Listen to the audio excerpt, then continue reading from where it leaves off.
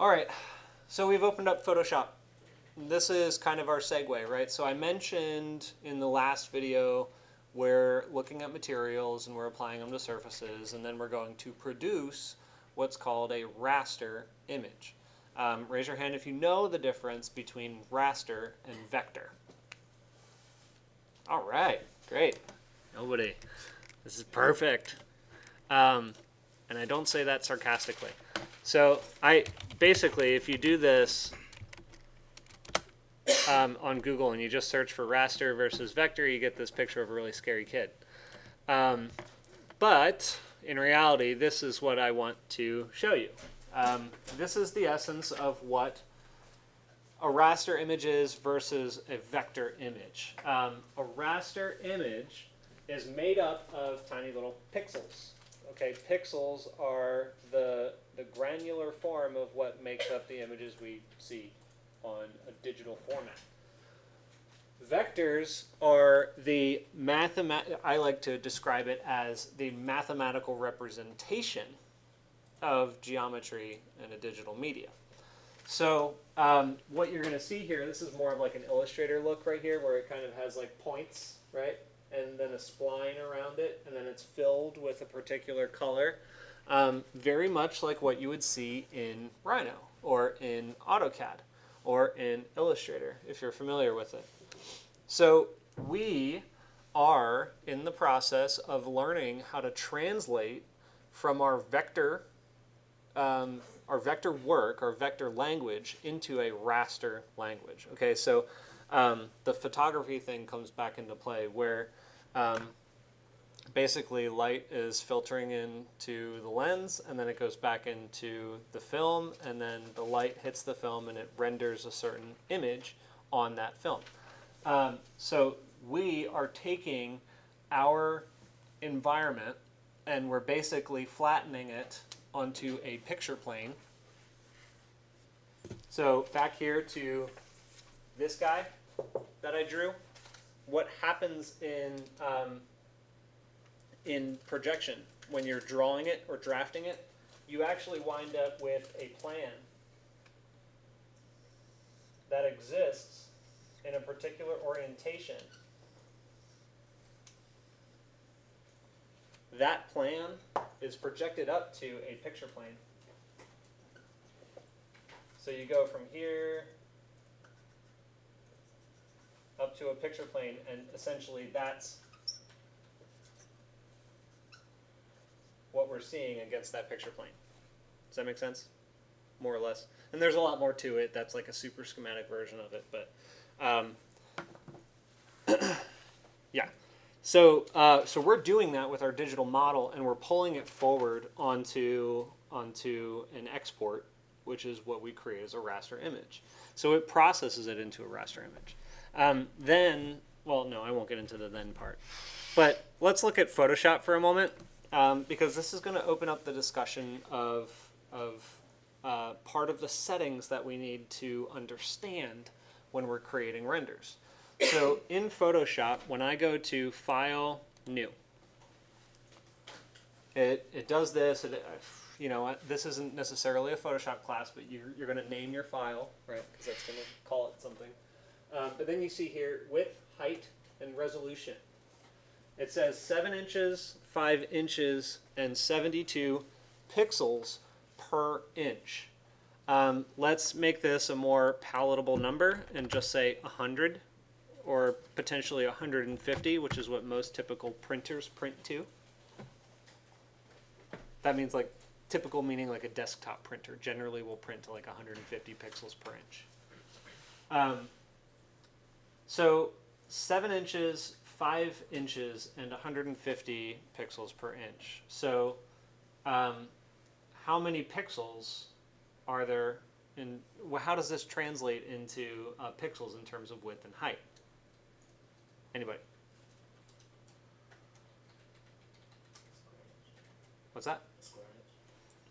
Well, no, really. What I mean is like how, so when you look at the height of this thing, how many pixels high is it?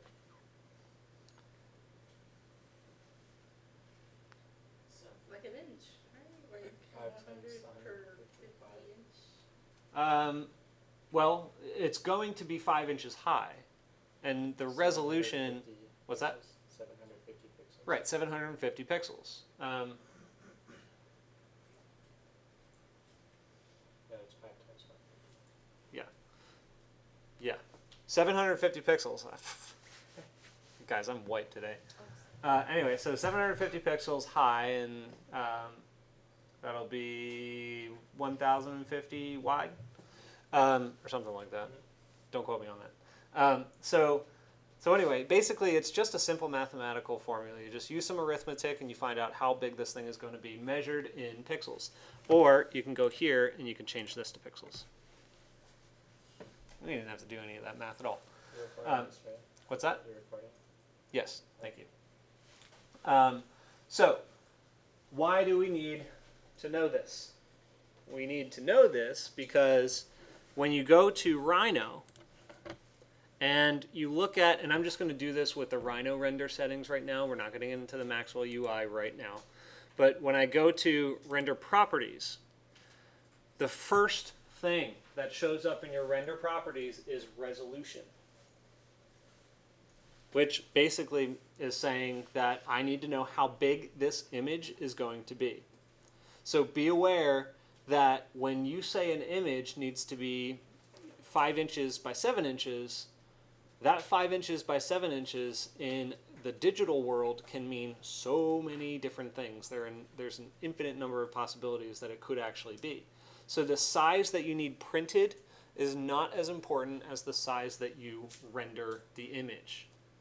That's what I would call the native image, right? So if we want these two to speak to each other, we're going to need to switch this to custom, and then we're going to have to define the size. So the size is and think about this in terms of your Cartesian coordinates, right? The horizontal axis first, and then the vertical axis next. So even though the height, so when you look at Photoshop, the width is first, the height is second. Back to Rhino. So our width is first, 1050, and our height, second. And then you need to look at this DPI. So the DPI here is a little less important, but you will get it to speak together if it matches precisely. So it carries with it the information of how big it can be in inches based off of the DPI. So, well, anyway, let's just see what it looks like. So I hit, the size is going to be 1050, 750, and I hit OK. And let me just go over here to this.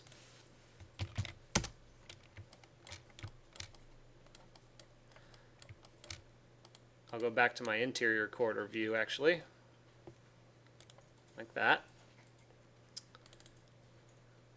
Yeah. So now I can just, and I'm just going to do this with Rhino render, guys. I'm just going to throw one out real fast. I'm just going to hit render, and there is an image. Okay. We'll talk a lot more about this going forward, but I just want to take it real fast and bring it into Photoshop so that you can see what raster means. So I'll save it, and for you guys, if you're following along, then just save it whatever. I'm just going to call it a nonsense name because I'm impatient like that. And here I'm going to keep the same exact settings and hit OK. And I'll go to File and Place, and I'm going to place this image into Photoshop. I'm not going to, what's the other? Import. Yeah, I don't use import, I use place. Where did I put that? Date modified. There it is. Jig. There we go. So when that came in, you can see that it maxed it out on the screen. That's good. I hit enter, and it goes into Photoshop. Additionally, if I go into Rhino, and let me change my render properties. Let me change this to inches. So let's say I'm setting my render to 7 by 5 inches, right? Because my DPI says 150. Well, I'm going to change my DPI back to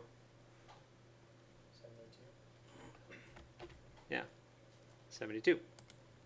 Hit OK. And here, I'm going to render it. You can already see that it changed, right? It made the windows smaller, first and foremost. So I'll save this, and I'll call this one Hidiftegifts, something like that. So now I go into Photoshop, and I'm going to File, Place, and I'm going to select Hidiftegifts. Oh, that's odd. I said 72, didn't I?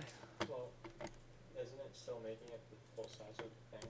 Oh yeah, because it keeps the information of the inches, but it's 72 DPI. So now let's take a look at the quality of the image. All right, so I hit enter, and up there, it generally you can kind of see it, and it looks all right. I'm going to zoom in. Here you can see, if you keep zooming into Photoshop, you can really see the pixels. But it doesn't, I want you to see that it's made up of individual pixels first and foremost, but then I'm going to step back real fast and look at the quality of the image. So right before you can see the grid, take a look at, the jaggedness of it, right? You can kind of see what that looks like. If I hide this one, see how the resolution changes? See how this one is blurry and that one is much sharper?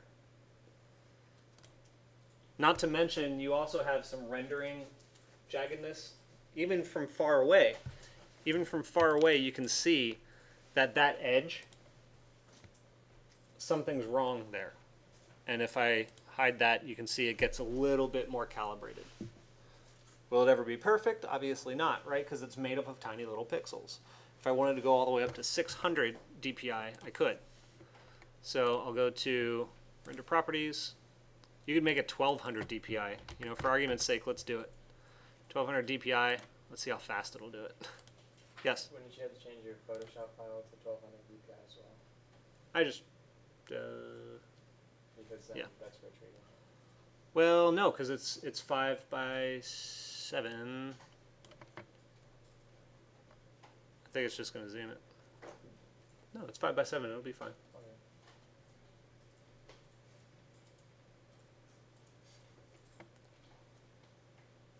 Wait, what? No, I'm getting backwards. It's probably going to go too long for this one. Should have gone to 600.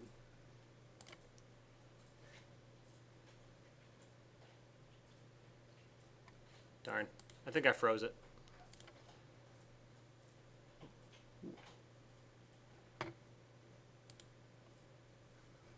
Whoops. I think I froze everything. Alright, so don't render at 1200 DPI on these computers.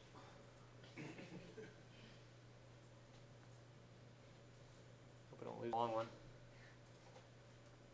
Ah, there we go. Okay. Alright, and the recording's back going again. Alright, so 1200 DPI froze. Oh no, I lost my model. Okay. Oh gosh, I shouldn't have closed it right now.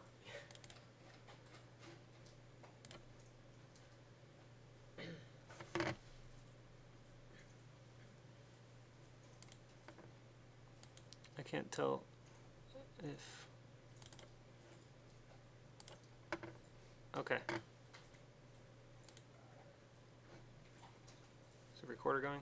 All right, yeah, so the recorder's still going. I don't know if that recorded all that jazz, but anyway, so you get the point. I don't have to go up to 1200 DPI for you to see it.